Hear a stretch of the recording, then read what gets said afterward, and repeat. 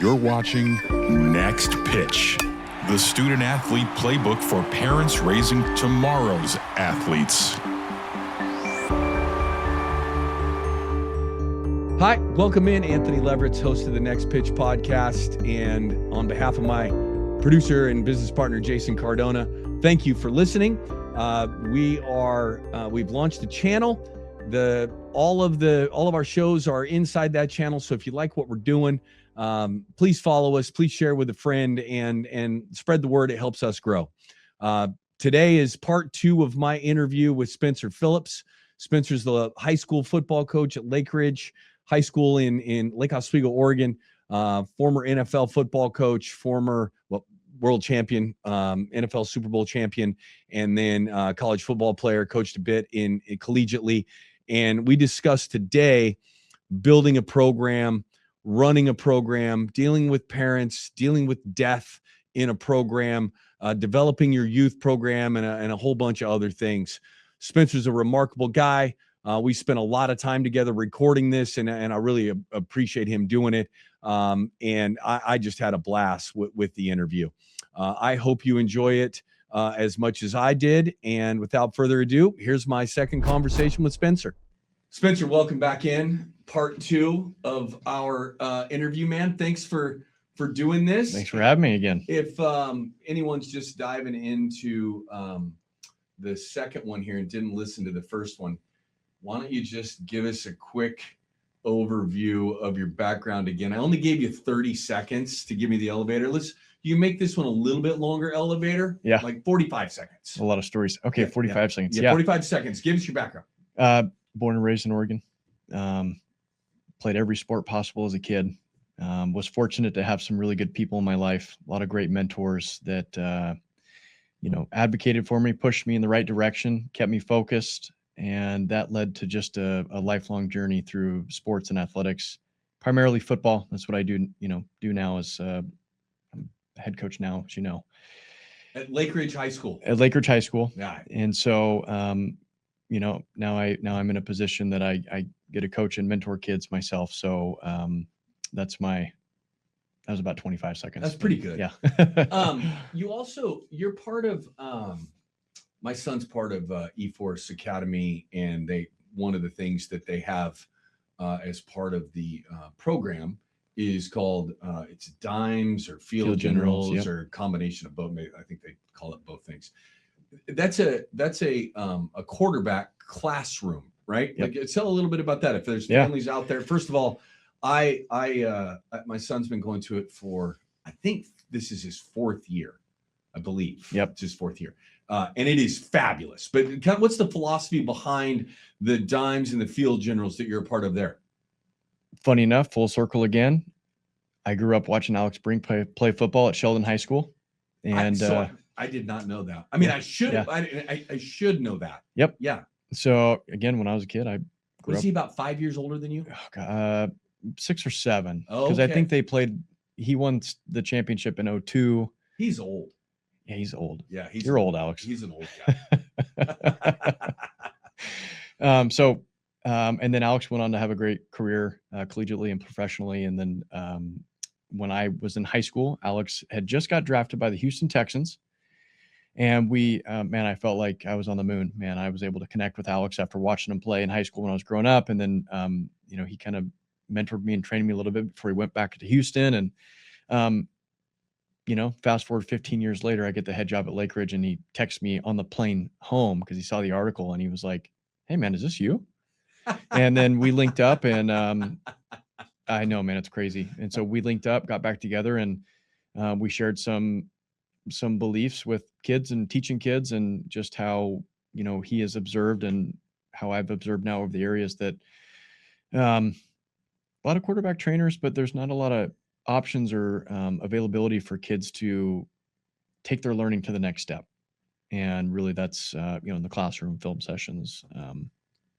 So we put together this great program, and we do that together. And that's just been phenomenal. We spend all of our time in the classroom teaching kids day one, fundamental classroom football 101, how to learn. Yeah. How to learn, You start with how to learn. Yep. And then you teach them. Then you teach them. Yeah. Yep. That's pretty cool. And try to put it in a way that they're all playing for different guys. So, hey, your coach might call it this, we call it this, but hey, if you're, this is what you're seeing. this is what you're doing. Yeah. This is what it is at its core. So, just being a resource for kids, and it's great working with him. So I think it's great. Yeah. I've watched the development of my son over the years, and who knows where he'll end up getting to, but the journey he's been on and sort of the change of his football knowledge. Yeah. Just watching football with him this last year has been, was fun. Him telling me what coverage is and all of that coming from the class, because I was his 7th and 8th grade coach, and I didn't know anything. You're running through Mandrill out there. Yeah, we're running through pick and roll, man. That would have been awesome. Yeah. If I'd have tried to put in flex with our football team, that would have been awesome. Yeah. Flex.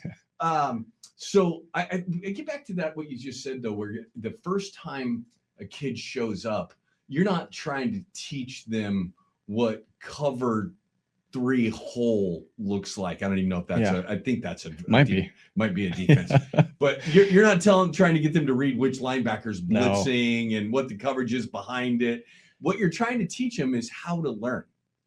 Yeah. It's funny. Like you don't know what you don't know. Yeah. And everything from just, hey man, these are the positions within football. This is, where the guys align. This is why they align there. Yeah. My own personal philosophy with teaching quarterbacks is I just try to teach them defense as if you were coaching it. Why would you line up this way? Well, if they're trying to do this, how would you stop it? Critical thinking in that part. Yeah. Do you want big guys up here or fast guys back here? Common sense. Yeah. I feel like as our previous conversation, there's a lot of information out there. Yeah. A lot of people like to make it harder than it is. Yeah. I feel like my role in the position I'm in is to take all of that football knowledge that I was so blessed to learn and just, try to put it in as little steps as possible. And until you've been a high school coach, you don't know how hard that is to do. Yeah. Because, everyone learns differently, and you only have a limited amount of time with kids, and they all learn differently. And so it's forced me to be a better coach, better teacher. And we try to present it in a way to them that,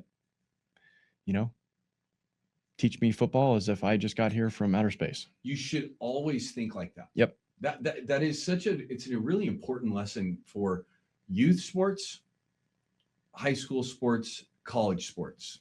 And you take for granted that the Gatorade Player of the Year that's come to play for you knows a very simple term like jump to the ball, right? Yep. So I'm been coaching University of Utah for about, I've been there about 6 months, and we're getting ready to play Stanford. My first scout as an assistant coach at the divisional level is the Stanford scout. We've got the Gatorade Player of the Year from Utah, freshman, 6'4" post kid. And we're in drill work, and we're a good program. Like we teach the game, worked for a coach at the time who'd won 20 games a year for 30 straight years. One season without 20 wins, right? Crazy. Probably got fired that year, huh? No, I'm just kidding. No. In this day and age, you would. Yes. I took over for her. Just a remarkable human being. But it's my scout, and we're talking about jump to the ball. Yep. And I won't belabor the point too long, but this kid is continually doing the wrong thing. And we've worked on this, right? Yep. Like this is a core principle to what we do. And I asked the kid, I said, do you not know what jump to the ball means? Like, of course I do. I said, show me. They passed the ball and they jumped up in the air. Yeah. And what jump to the ball means is sprint away from my person towards the ball as quickly as I can and get into a guarding position now that my player doesn't have the ball. That's jump to the ball. Yep. But we hadn't defined that. We hadn't. And so one of the things that taught me is I took everything that we did, every single action that we were going to see, every single action that we were going to do, and defined it. Yep. So we had our own dictionary of every single term that you could, and I still have it to this day and share it with coaches. But those are the types of things of teaching kids how to learn and not taking for granted that what you're at. And in basketball, it would be, we'll go set a screen. How do I do? How? Yeah. What's a what screen? That mean? How do I do that? Like, it's so going back to your point of I hijacked your answer, but the idea that you teach kids how to learn, and then you got to make sure that you're teaching them in a way that actually is a way that they are going to learn.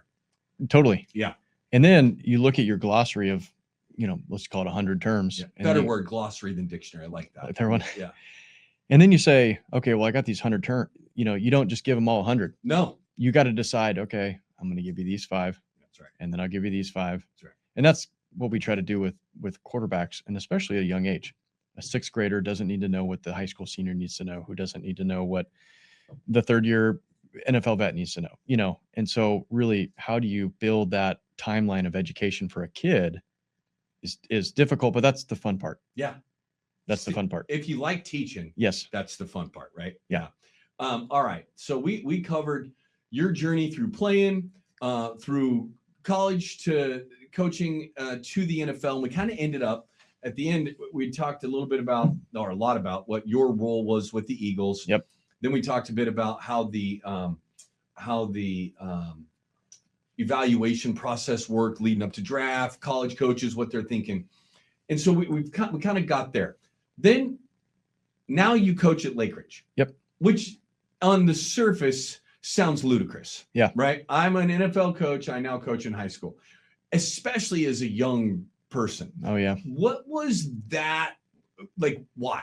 What happened? Where did that come from? And why are you a high school football coach instead of still, after having that opportunity that a lot of people would kill, literally kill to get? Yeah. You're now coaching at Lakeridge. Yeah. I don't want to make you feel guilty about that, by the way, but you are. I think it's a fascinating thought process. Yeah. It's a multifaceted answer. Okay. There's a lot of different ways. Off the top of my head, to build a conversation, I had mentioned earlier in our previous conversation, I got hired on February 16th, 2016. I remember the text. I remember the day. I remember reading the message from Doug. I remember the whole thing. Well, fast forward a month, I'm laying in bed in the hotel, like March 20th or something like that. My sister calls me and goes, "Hey, have you talked to Mom?" I said, "No." "Why?" She goes, "You need to talk to Mom." And I said, "No, you're going to tell me what's going on." Yeah. Long story short, my mom got super sick. Literally, I went from the pinnacle of like, wow, this is what I think life is about. Yeah. The NFL, the National Football League. I made it. This is amazing. I remember talking to my mom. My mom knew for a while, but she didn't say anything to me. And it's like, she's like, "Well, I didn't want to tell you. I didn't want to." And it's like, come on, Mom. So that was always lingering.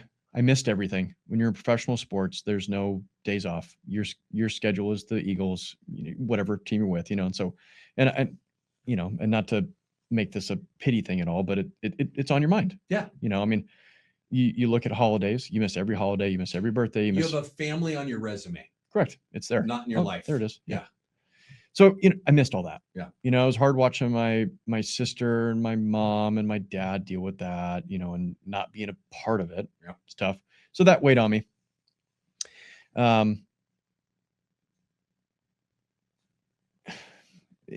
To say there too, it's funny when I had dated my wife in high school. We'd split up when I was in college, and then we reconnected again because my sister had reached out to her when my mom got my wife's in the medical field. She's a nurse. Reached out to her or whatever. And so we kind of reconnected, and then, that kind of got us back, long story short. And, so that was on my mind. And then when you're in professional sports, and you and I spoke about this last week, collegiate sports, professional sports, it's your life, man. And I was 25. I didn't have any kids. I was single, but I watched every family raise their kids through FaceTime. Mm-hmm. I watched, we have meetings at 9:00 at night. Mm-hmm. Meetings. I get it. There is. I tell people all the time during the season, I started drinking coffee again. Oh yeah. At about 7:30 p.m. Oh yeah, and you were excited to do that. Yes, that was. Here we go. It's never tasted so good. No, and I was watching the NCAA tournament last couple weeks and listening to conference championship I can't remember if it was the ACC or the Big Ten, but one of the announcers saying they had talked to the coach and was exhausted, and he'd only slept 2 hours average over the last couple weeks. Yep. And people listening to that don't really believe that. Yep. I'm here to tell you it's true. It's Like true. during the season, you don't sleep is just one of those things. And as the head coach, it's crazy. You don't. Everyone's always going to you for the answer. That's right. You are constantly solving problems every day. That's right. your job. You're a problem solver. Yeah. You get everyone's worst. You get everyone's best. And it's your job to put out all the fires. Yep. Your phone always rings. Anytime there's a problem, they're calling you. And my wife did an amazing job. Don't get me wrong. She made sure we'd meet at the zoo, right? You find things to do, yep. right? Like I'd run from the zoo is right next to the university. Yep. My wife would drive to the zoo. We'd go, she'd have lunch ready when I got there. I'd have a sandwich with the kids and walk around, hold their hand for 45 minutes and run back so that I have an opportunity to have a relationship with my kids. Yeah. That's how that world works. It is. Yeah. And that in itself, watching those coaches, like the kids are crying on FaceTime. Daddy, when you coming home? Yeah. Daddy, can you come? It's like, dude, it's heartbreaking, man. Yeah. Now that I have a kid, it's like, freaking A, man. Yeah. Like, yeah. My kid is like upset when I'm, he just, before I left even here, he's like, why are you leaving the house so much today?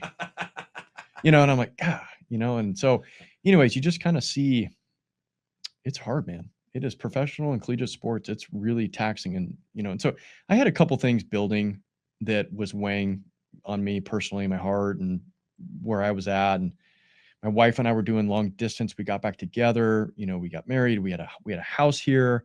I was living in Philly. She was here. And there was just so many things. I remember getting a picture. And you were married living in opposite cities. Yeah. Yeah. And it was great. She's a nurse. They have fantastic schedules. So she would plan it. So she'd come stay for 2 weeks, but it didn't matter. I'd see her. Right. She'd come to Philly and she'd send me pictures all day of like all the cool. I'm like, that's here. The Liberty Bell, whatever. But, so, that's tough. But I remember just getting a photo. One of my jobs, responsibilities, I was a pass game drawer. And you were the what? Pass game drawer. Okay. So there's a lot of famous things going out now about, the guys that draw the passes or whatever. That was my job. Okay. And, like I said, you'd meet at 8, 9 o'clock. And once you're done meeting and finalizing the thoughts, well, now it's my turn. So even though the position coaches or coordinators, we finished the meeting and 11, whatever, they're going home now. My job just started. I was the assistant coach. And so I had to build the passes. And so, I just remember like Christmas Eve or Christmas Day or something or whatever it was. I got a picture from my wife with my family and I was like, what the hell am I doing? Yeah. Like it's 2 a.m. I'm drawing passes.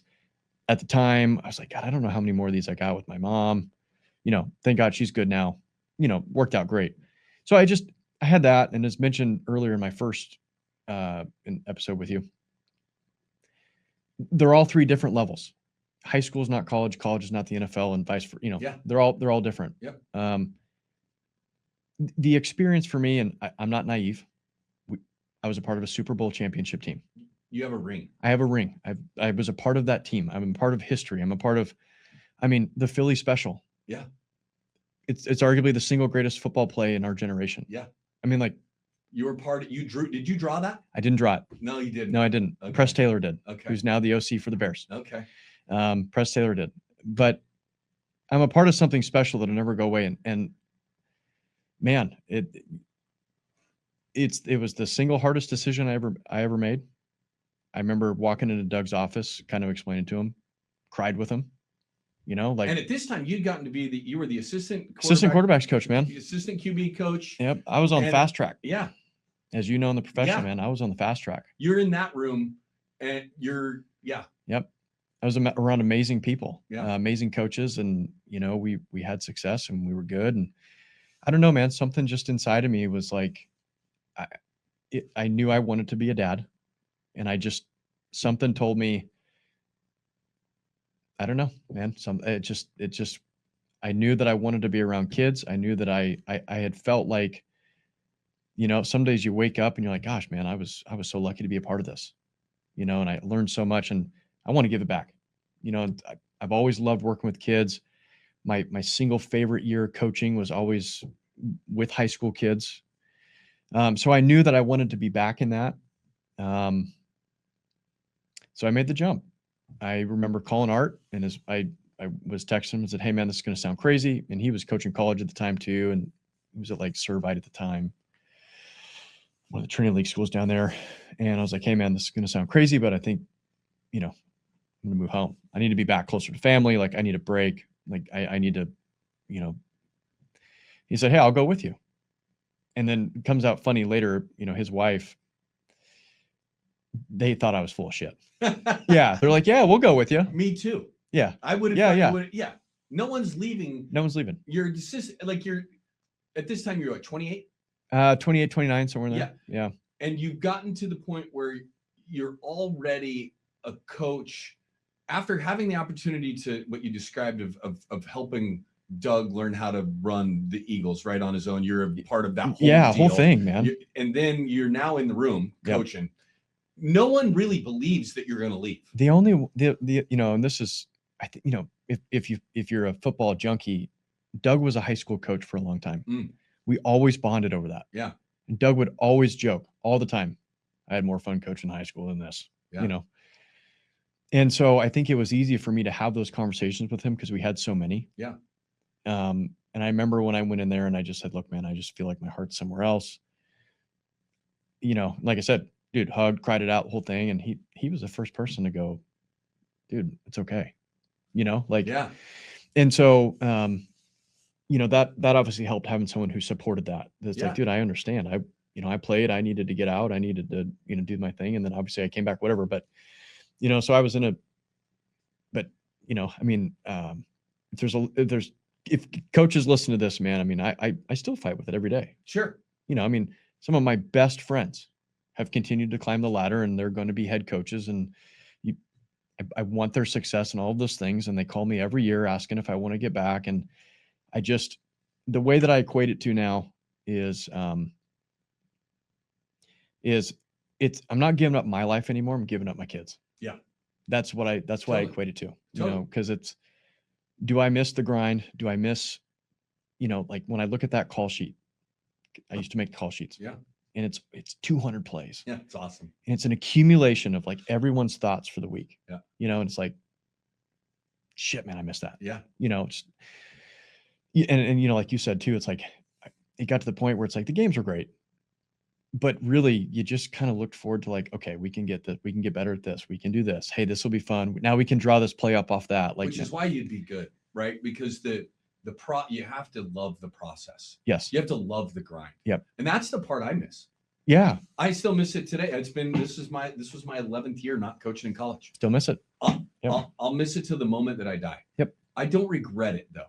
Totally. I don't regret the decision. But I miss it. And it is one of those addictive things. And it's not just the grind, it's also the relationships. Yep. And going through that grind with so many people that are also in it, 100% in it and bought into it, and all trying to do the same thing in your instance for 3 hours, in my instance for about 2, and the trying to get everyone on the same page and doing that for 16, 17 times a year, for us doing it 30 times a year, right? Like it's just a crazy thing that is hard to describe that just becomes part of you. Oh man. Yeah. Even to this day, like I catch myself like, I don't need to do that. Yeah. It's okay. I don't need to do that. Like you're like, oh, okay. Yeah. I don't need to do that. And so it's it's weird too. We had mentioned that first episode, now that I'm a dad, I look at, man, I just would want someone to pour into my kid. Like, like when you're around athletes or whatever level you're coaching at, man, we'll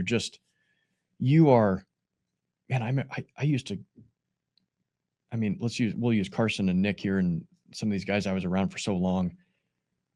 I'd wake up thinking about them. That's all I thought about during the day. It's all I thought about before I went to bed. I would, something as small as my job, man, did I draw this pass so it made sense for Carson? Or did I do this? Did I put his book together? Did I put the scouting report together so it made sense for this player? Like all you're trying to do. See, I get it, man. And it's addictive. It's crazy. and you just want the best for them. Yeah. You know, because you're just trying to do everything you can, do your small part. So when, you know, funny, you know, Carson, he used to live about 50 minutes away, and he'd wake up in the morning and he'd text, and the night before, I'd send him the install, I'd send him all the passes, I'd send all the notes, I'd send the run checks, I'd send, you know, everything that we were going to do today. I'd have his cut up built for him. And then I'd just be waiting, you know, for his text in the morning.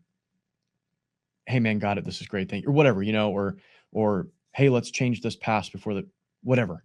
But like you lived to serve, you know, which is funny because, you know, every player is different. Every quarterback is different. You know, how they, you know, Foles was the exact opposite, which was, I needed that. Nick is he's so, I don't want to say laid back, but he's so, let's talk about this. Yeah. Collaborative. Yes. Yeah. Hey, let's work through this. I don't need that. Let's just, you know, let's talk it over. Yeah. You know, like, whereas you just have these totally different mindsets of people, but if you just give the information to them how they want it or need it, you know, you just, that's coaching. It's coaching, man. It just goes back to coaching. And that's such an important thing that you just brought up of we always forget that, you know, education, people learn, see, hear, do, right? Yep. And it's a combination of all of those things. And then there's people who are connected to us through their egos or through their emotions. Yep. And so learning how to connect to people and then also understand how that individual or that team learns best and implementing that for that person, that's an area where young coaches should spend a lot of time thinking about that and learning that as you go because you try to teach someone with the watch this, now go do it, but they don't learn that way. Yep. You're going to be frustrated. They're going to be frustrated, and it's going to be a bad recipe for success, right? It's just disaster coming. And that's where the really coaching, important. That's where the coaching part becomes addictive. Yeah. Because when you're so invested in an athlete and you want to see them have all the success, all you're trying to do is figure out what's the best way for them to succeed. Yeah. And you just have this, you know, I mean, just, you know, I could have 1,000 examples. I know you have 1,000 too, but that's where you find the joy in coaching. Yeah. You know, and I think even to this day, you know. So I'm still not seeing why you left. Why I left. Yeah. You know, I still don't, you know, I mean, I do get it. The easy answer is. I get it. You're married and you have kids, and family's more important, right? And you got to make those decisions. You know, and this is where actually Steve and I bonded. Yeah. Because he did the same thing. Yeah. Left Pittsburgh. You know, and he has a very similar story where he talks about his upbringing with his dad. And we connected over that. Yeah. And it's like, you know, to finish my point here, I didn't have kids yet, but I knew that, like, wait a second, I'm giving everything I can to this person. Yeah. You know, as a coach, you know this. And if any other coaches are listening, to be the best coach you really need to be, you have to give everything you can to that. That's love, time, and commitment, what I said earlier. I just knew that the way that I am personally, I would not be able to give my son or my daughter or my marriage or my friendship, whatever, but really my kids, I couldn't give them the same if I was doing that. Yeah. I had to pick. Yeah. And to me, you know, I probably, you know, people are going to disagree, but I really think it's borderline very hard to do, to be the single best coach you can be and be the single best dad you can be. There's not enough time in the day. Really hard. It's very, very difficult. It's very, very hard. And I really think, I'm not saying there aren't good. I'm not saying there's not good, but it's hard. It's hard, man. It's hard. You know it better than I do, because it's hard. And I'll tell you, this was not on my call sheet here today. Yeah. But the idea that I look back on it now, and I still suck at it in a lot of ways, but learning how to be present when you're there, just that component alone, because I can assure you, I was never present when I was there, when I was in that world, right? Oh, yeah. Never totally present. There was always something that's about to happen. Whether I was the head coach or the assistant coach, it didn't matter. Never present. It never stops. And so if you can figure that out, though, in coaching, because in high school, it's the same thing. And you want to win, you're going to invest your time in it. But then when you leave and you come home, figuring out how to be present is the best gift you can give yourself first. And then second, it's going to go a long way to that relationship with your kids. Oh, totally. Yeah. You know, and your wife. And, you know, and like I have a thing now. In season, we'll use in season, for example. Yeah. You know, it doesn't stop, as you know. Yeah. I mean, you're just constantly thinking, and, you know, for people who might think, oh, you just got to stop. You can't, because call me crazy or whatever, but it's like when I think about high school football, it's like, why do you put so much time and energy into it? Well, because you never know that if the thought that I had, or the way that you teach something, or the play that you install, or whatever it may be, that could be a scholarship play. And that's what, like, you don't know. Yeah. And so, okay, did I teach it right? Does he understand the play right? Am I putting this, are we doing this at the right time? You know, yeah, we all want to win, but I see it as like, did I put the kid in a position to be the best he could be? So that doesn't stop, man. Right. As you know, the game planning, the thinking, it does not stop. No, it doesn't. And so anyways, to my point, I get home in the season. I walk in the door, the phone goes in the office. I shut the office door. I do the dinner time. We do everything, bedtime, put them to bed. And then I go downstairs and then I catch up. Yeah. You know, and then we do the film, then I send the film out, then all the things that people don't realize. You break down the practice film, you send the practice out, you clip it to the game. Here's why we're doing it. Send it to all the players. And next thing you know, it's 2 a.m. Yeah. Yeah. That's high school. And that's high school. Yeah. That, and it is a grind. So let's talk about high school. Yep. So you take over Lakeridge High School. Yeah. Not the most successful program in recent years when you took the program over.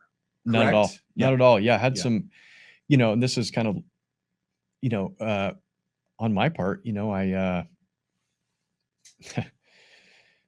didn't know. I just wanted to be home. Yeah. I just wanted to be home. And there was only 2 jobs that were open at the time. And I applied to both, and it just worked out this way. So, yeah. But I didn't know the history. Yeah. Now I know the history. Yeah. But it's a lot better now. Yeah. Anyways. Yeah. Sorry. No. So you get the job.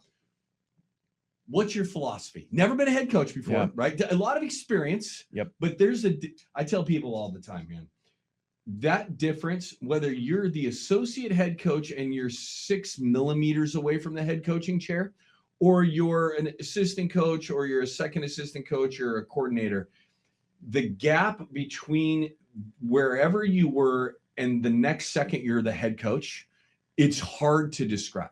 It's almost the same difference of never being a parent and all of a sudden you have a child. Like it's the only 2 things that I can went from. I knew this way of life before. Now this is new, right? It's crazy. That's a great analogy. Yeah. What was your philosophy coming in as a young head coach, community like Lake Oswego, Lakeridge High School? What was your philosophy as you were thinking about taking over the program? And I don't mean what are we going to run? Like what's our system going to be? I mean philosophy of how to build a program. I wanted kids to have fun playing football again. God, that's great. You know, when I got there was like 50 kids on the roster. Now, what's a healthy roster in high school, would you say? Well over 100. Okay. Yeah, well over 100 is healthy. To have 3 programs. And that's freshmen, JV, varsity, JV2, if you got it, whatever. Total teams, if you got 100 or more kids, you're in good shape. You're in good shape. Okay.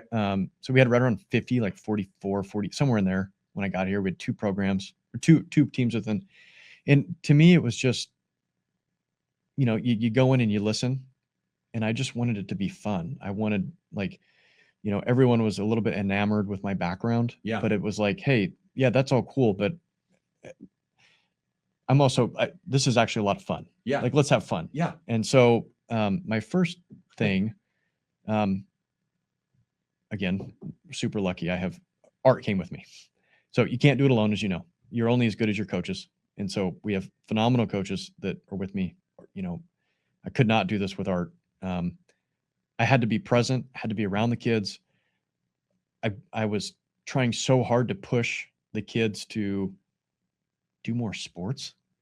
They're just the involvement within the programs was low. And so, you know, I got hired into February. I said, hey, we're going to have morning weights because that's what you do. 6 kids showed up. 6. And I went, what? Now we're some work to do, you know? And so, but it's like, I had to. I bet you remember those 6 kids though. Oh yeah. Yeah. Carter Paul, Andrew Oliver, Barrett Bavakwa. Okay. I remember 4. That's 6. awesome though. Yeah. And Ryan Oliver. So there you go. But anyways, you weren't just changing the kids, you had to change the parents' perception of what Lakeridge football was. Yeah. And it was a bad stigma for a while before I got there. And so you just change what that is. Starts with the parents. Yeah.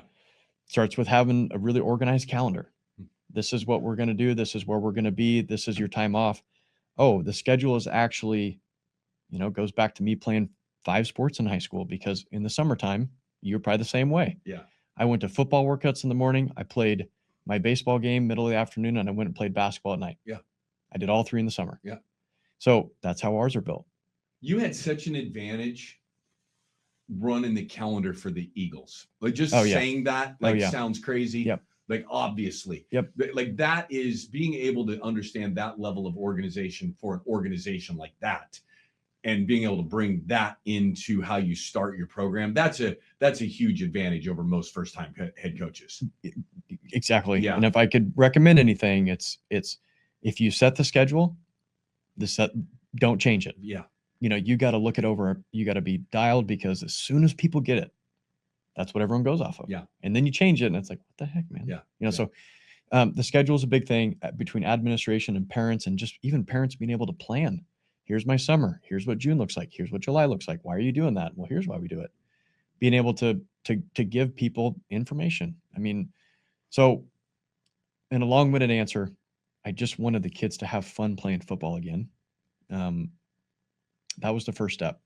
And then it just dives into everything I believe in coaching. And that's just, being involved with the kids. Yeah. Love, time, and commitment, man. Yeah. I'm here. We're here together. How do I make you the best version of yourself? Oh, that's through football. Well, hey, you also play basketball. I love basketball. It's just building this relationship where it's like, football is not the end all be all. It's a big part of your life, but how can we make you a whole rounded person? Yeah. Well, I think you should do other sports too. So I don't know, just trying to just push them towards doing stuff, I guess. And that might sound weird. Holistic approach. Yeah. It might sound weird for a football coach saying that, but it's like, that's what I believe in. Yeah. You should play them all. Yeah. Makes you a better football player. Yeah. So, it's interesting. I just interviewed recently Antoine McLean. Mm-hmm. Antoine's now an adjunct professor at South Carolina, and they're building an academy to help student athletes learn all things about life, right? It's student athlete development. Yep. And he was an intern and then ran the program for 2 years in the NFL as well. And pretty remarkable dude. But I asked him, advice that he would give parents. And so if I went back, there's some things that I did with kids. His answer was awesome. Yeah. Have your kid either write it down or tell you verbally who they are without their sport. Yeah. So that while they're making decisions about their lives, like if you're a football first guy and you're wanting to go play college football, or you want to play in the pros someday, you can't just be connected to that. And so for parents, first and foremost, make sure that your kid knows who they are and you know who they are without talking about that sport. If you can do that and implement that in your program, man, your parents are going to be completely on board. And it was one of the best answers I've ever heard. Yeah, that's really good. And, as you're sitting there saying that, I remember, Nick Foles is, whole life mission is he's like, I'm a football player, but that's not who I am. Yeah. That's a part of me. That's a really rare thing for guys at that level to say. Yes. And, again, it's just, your life is just who you are and where you are at that time and who you're around. And, that, Nick influenced my decision a lot too. I mean, it's like he had been in the league for like 10 years at that time, and we spent a lot of time together, man. You have a lot of good conversations, and, just, we shared so many of these same core values. And, I just remember watching him. Nick is the only person I've ever been around in my entire life where when you're around someone, he instantly makes you a better person. That's cool. And so when I tell stories about Nick, it's like he just brings out the best in everybody. Yeah. And so when we would have these conversations about life, and he's like, yeah, I'm a football player, but that's not why I'm here. Yeah. I'm very lucky, I'm blessed, and all these things, and I'm very, but Nick's very spiritual, and he follows that path, and that's where he's leading his life now and helping people. But I just knew, it's like, oh, okay, yeah, I didn't want to necessarily be remembered as just a football coach. Yeah. And that was like what you're saying, Andrew was saying, it's like, this is what I do. Yeah. But it's not necessarily who I am. And helping young people identify that early is hard. It's very hard. Yeah. Youth program. Yeah. Talking to coaches. Yep. Come into a program and I took over a high school program, and my first thought process was developing the 5th, 6th, 7th, and 8th graders in the high school. I knew I was going to take care of them, like I was going to coach them, but developing that was my primary focus. How do you think about that, and what kind of advice do you give coaches coming in and getting involved with that youth program? I've heard coaches saying, I think this is a mistake. I'm just going to coach my own guys for a couple of years. The youth will take care of itself. Then I'll dive into it. And I think that's setting you back 3 or 4 years, not 1 or 2 years. That's setting you back a long time if you take time before you get involved in the youth sports part of it. What is your kind of philosophy around the youth sport, the youth part of your program? One of the bigger mistakes I made being a first-time head coach, I don't want to say neglected it. I was a little bit ignorant, even though I'm the first person to tell you, like, when I was in 3rd grade, I was involved, and we were lucky. We had a very good youth program, very, very good. Yeah. Really involved parents, really put a lot, and so I kind of was like, oh, it's good. I can kind of, and then I realized very quickly, they want to see me. They want the head coach. They want the players. They want your system. They want all of that. Your terminology. Yeah. And it's like, I would be the first person to say, like, it doesn't matter what you run. It doesn't, but now it's like, well, that's not what it's about. We're running the high school thing. That's exactly right. We're running the high school program stuff. That's right. And it's so important. It's important for the parents. It's important. The parents get more about, this is what coach wants. Yeah. This is, they ran that play. Yeah. I was naive to that. Yeah. How important that is. So my first 2-3 years, it was like, oh, do what you want. We call it this. Now it's like, oh, I get it now. Yeah. I get it. I get the bigger picture. More importantly, the biggest thing for the youth program that I tell our coaches every year is you are the direct result of how our high school team does. Yes. If these kids don't have a good experience, they're not coming back. They don't want to play. That's right. And then now you lose out on a kid, all of these life skills, you learn out on them building confidence. You've actually quite literally changed their life path. Yeah. And I told you in our last episode, my family's rule. Don't be an asshole. Don't be an asshole. Yeah. Coaches need to follow that too, yep. Especially dealing with young people. Yep. Because the goal is to get as many of them back so they can be a part of your program and give them more opportunity, both on the boys and the girls side, right? And even more so in women's sports, of people dropping out at the youth level because of some emotional abuse and poor coaching, and the facts around what young women get from being, it's like 90% of women in the C-suite played high school sports, and like 65% in the C-suite played college sports. Wow. For women, right? So making sure at that youth level, if you're a coach, that you're investing in that and treating kids in a fashion, and making sure that your coaches do, that makes them want to come back. And then the other thing that I really believe in, your feedback on this, is every program has a language. Mm-hmm. And if I'm a high school coach, one of the first things I'm going to do is I'm going to teach all my youth coaches my language. Mm-hmm. If I could be running the same thing you are. You come into my war room with my staff, and we're doing it on the board. It's going to sound like Greek to you, right? I want you to understand when I say we're going to run 3 down, roll, replace. We're going to get to the second side. We're going to go 4-3 POB. We're not going to get a basket. We're going to go draw kick to the 1. And now 4 is going to sprint, and we're going to get the roll on the 4-1 POB. I want every single kid from the 5th grade on hearing that language. And by the time they get to high school, they're going to know it. But more importantly, they're going to be a part of a process. Yep. And later Learning on that. in life, later on in life, they're going to be a part of a company that has a language, that has terminology, that has processes in place. And giving them that experience and learning how to do that at a young age, I think is a critical component of why high school coaches should get involved in the youth program. Correct. What's being harder and more difficult, which is why we'll use Lake Oswego as an example. It's been 35 years of sustained success. 35 years of knowing this is what we do, this is how we do it. It's really, really hard now to keep high school coaches around. It is. I mean, it is so difficult to keep. So why are to our previous conversation, why are youth programs becoming so prevalent? Well, not great high school programs. Yeah. And it's no one's fault. Yeah. So parents are looking and searching. So it's what we're all battling right now. Yeah. Is this consistency top down, but the lack of support in 2026 for a high school coach, regardless of sport, institutional support is at an all-time low. Yeah. And then you add what everybody sees on TV, and you have parents who don't understand what we've been talking about for the first episode, and then this, what goes into this program and coaching, right? Yep. And only caring about one thing, my own child's playing time, and not the overall experience of what the kid is getting from being a part of the program. It creates a nightmare for coaches. A nightmare. And if we're going to go on that topic now, that was the next thing. How do you deal with parents?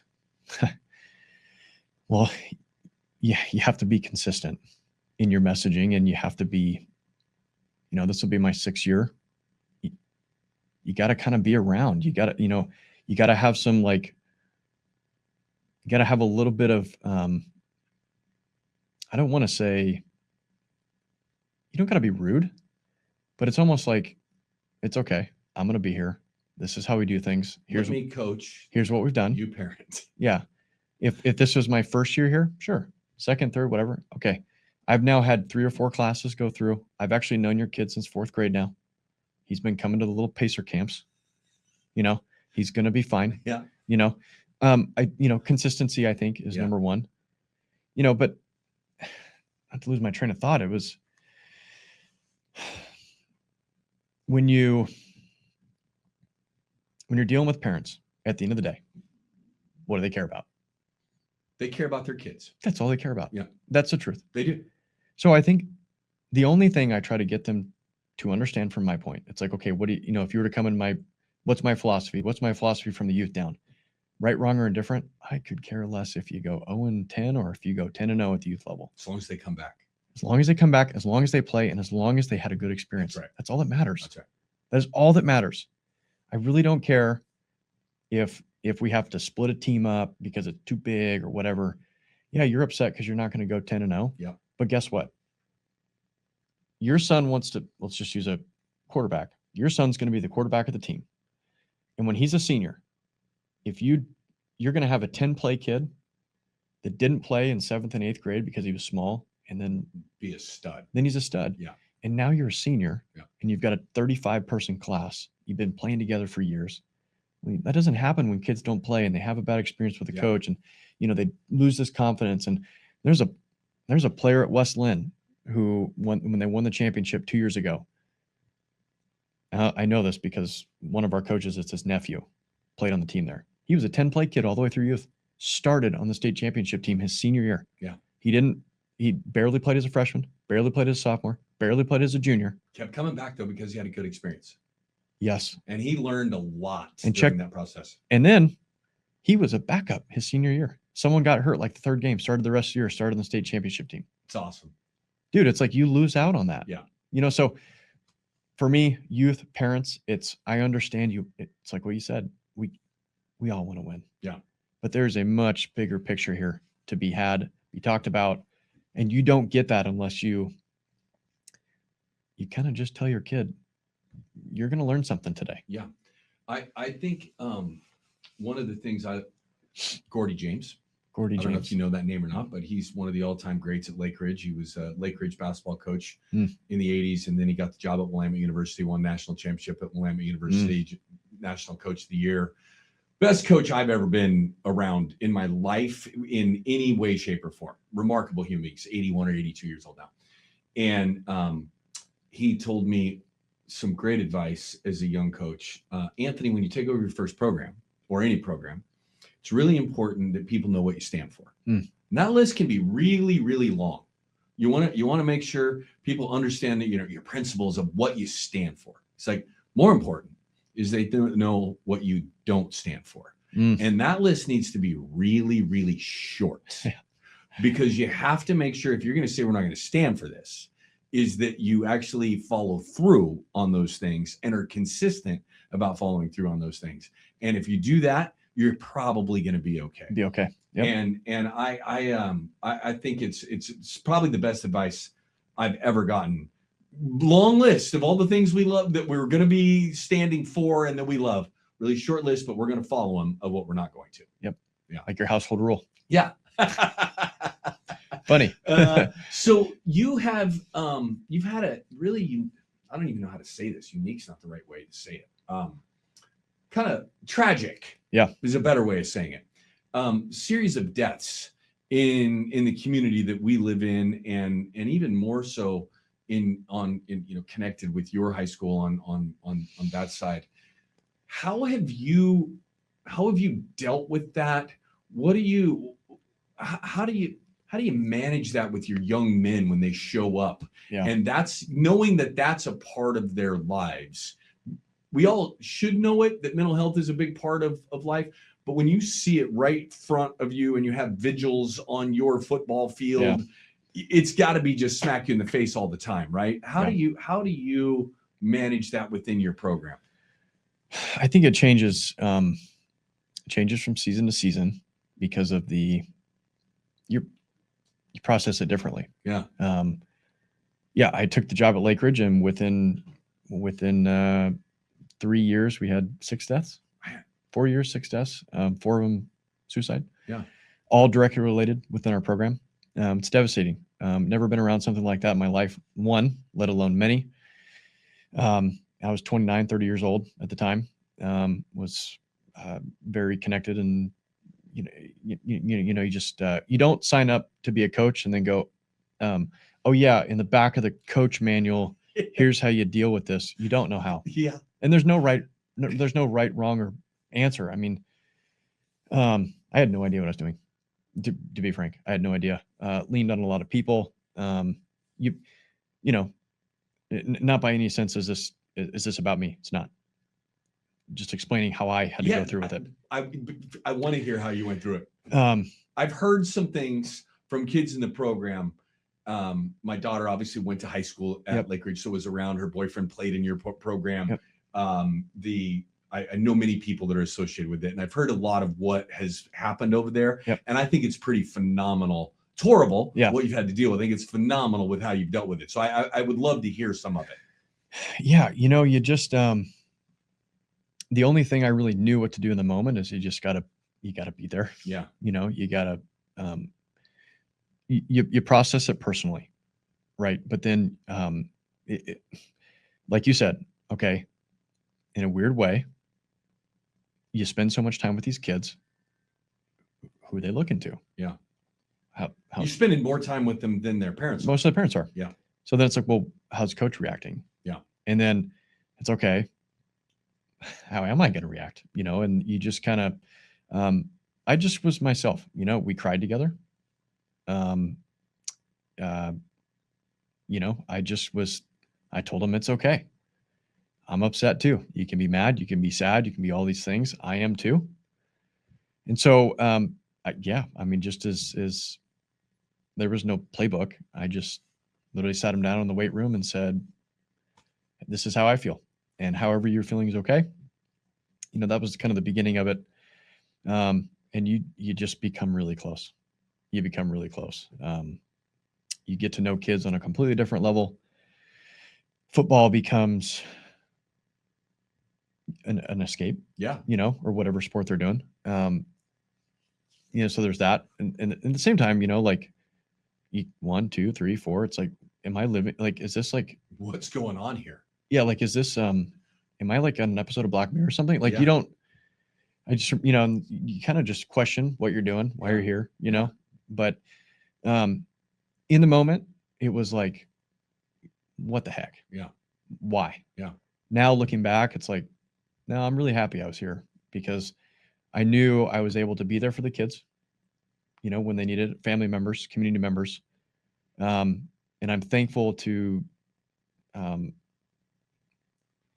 thankful to have been here with them because I know I was able to support them, so. What do you do on a daily basis with your young men of sort of like that, as you think about mental health as a coach, as you think about what, having the situations that you've dealt with, knowing that that's much more than a possibility, it's a reality that's going on in some side of people's brains, right?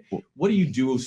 Some of the things that you do with your guys? Well, I mean, this was really hard for me. We had a player pass away, took his life. I texted the kid from the football field. He was late. And I said, "Are you coming to practice today?" How do you think I felt? I mean, that was like a, I mean, to this day, it's like haunts me. Yeah. So, I tell our coaches, I tell our players, you never know what someone's going through. You never know. You never know. So, for instance, what we do with our program, it's really hard for boys, high school boys, to tell each other they love each other. Yeah. It's hard to do. Yeah. And so, we have this thing, Appreciation Tuesdays. I make them tell each other they love them. You got to shake someone's hand, might be corny, whatever. It's not corny. But, it's what we. I heard about this. And when I heard about this, and Steve Corey does the same thing. Yeah. And you guys, I don't know if you came to it separately or how you came to it, but the idea that you get young guys to tell each other that I love you and that there is, I care about you. And if you weren't here, man, I this would suck. It'd suck, right? man. Yeah. And getting young people in general, but young guys to be able to talk like that to each other is such an important thing. And then you take that and put that into the football world. Tough guys, hit each other, right? That if you can, doing that is so important. And I've seen the impact. We say I love you in my house all the time, but I've seen the impact that, before my son ever even stepped on Lake Oswego High School campus, every time he saw his future high school coach, he would get a big hug from Steve Corey saying, I love you. Yeah. Right? Like, and the impact that has on you, and he does it with every single person in the program. And I know you do the same thing. As a parent, watching that happen and hearing about that in my community, more people have to do that with their young men. Yeah. Especially now more than ever. Yeah. This, I'm touching my phone here, but it's poison, man. It's poison. It's poison, dude. It's poison. And, we're going to a future where, you kind of got to do your business there. It's a part of you now. It's life. We're cyborgs. Yeah. And so this interaction between men and being able to say these things, I think is ever so important going forward. Yeah. So I don't know if there's a right answer to how do we deal with it. I think it's just, man, you just got to be real with kids. And ask them also how they're doing. Exactly. But just core down to like during stretch. I tell coaches this all the time. Like there's a time and place. You can never tell me that you don't have enough time.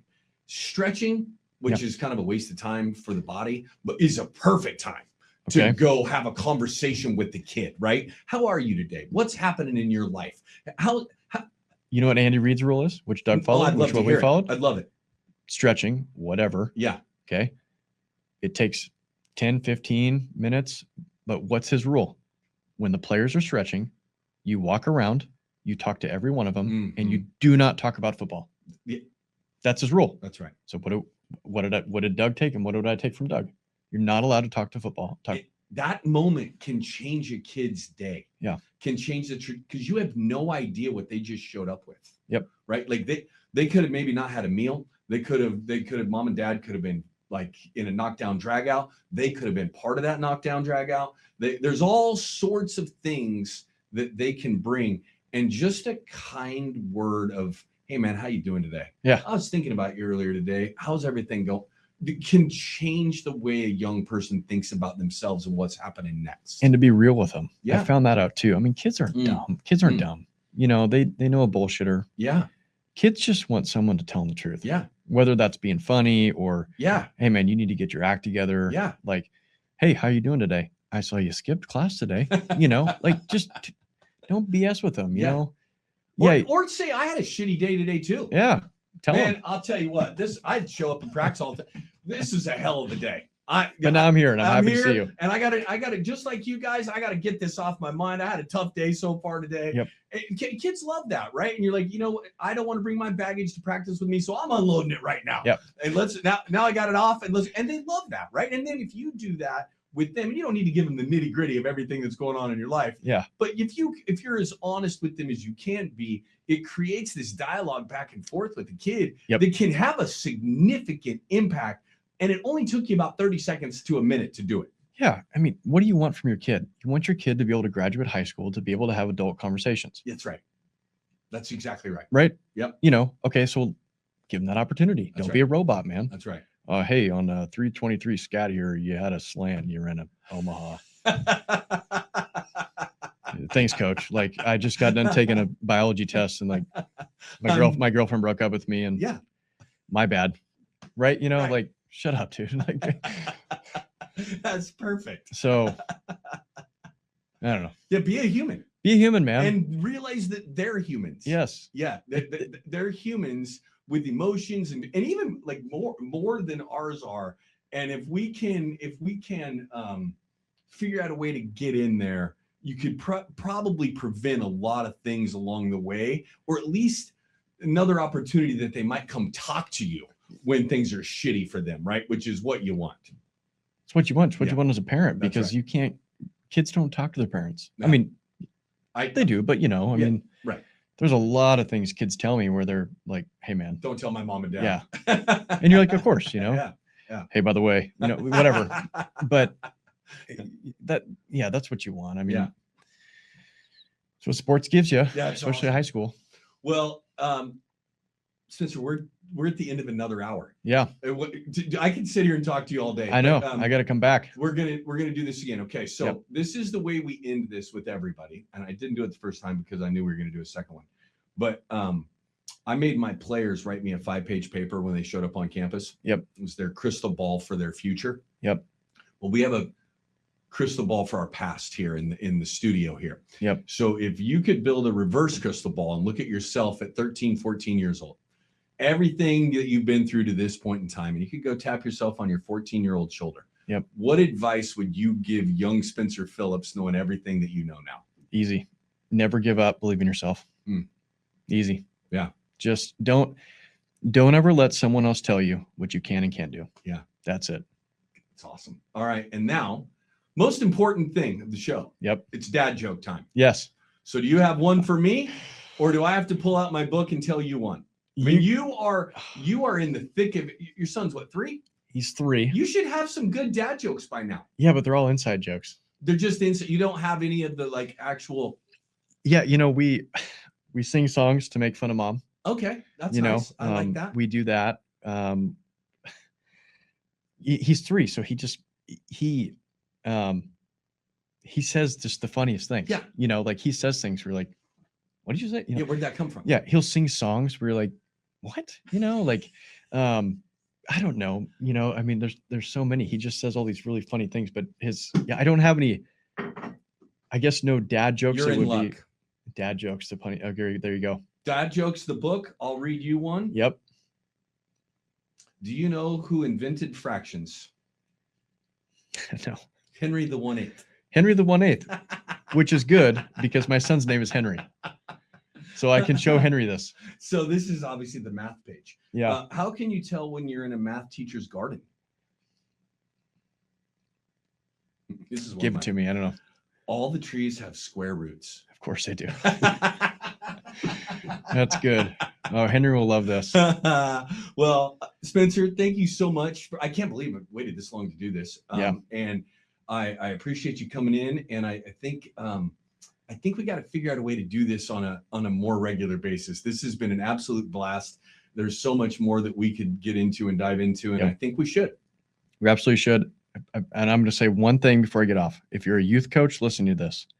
You will never understand the impact you may have on a kid's life, ever. So, yeah, let's do it again. Amen. All right, man. Thanks. Appreciate it. And for all those of you out there listening, go Pacers. Go Pacers. Go Pacers. I actually I almost wore it in today. I wore my Pacers lacrosse hat today. Oh, there you go. Because they won the state championship. My daughter's boyfriend was on that team, Charlie Nahine. And killing it, about to go win a conference championship as a freshman at Westminster. Love so I got my Pacers lacrosse hat on today. Go Pacers. All right, man. Thanks a lot. Appreciate it. Thank you.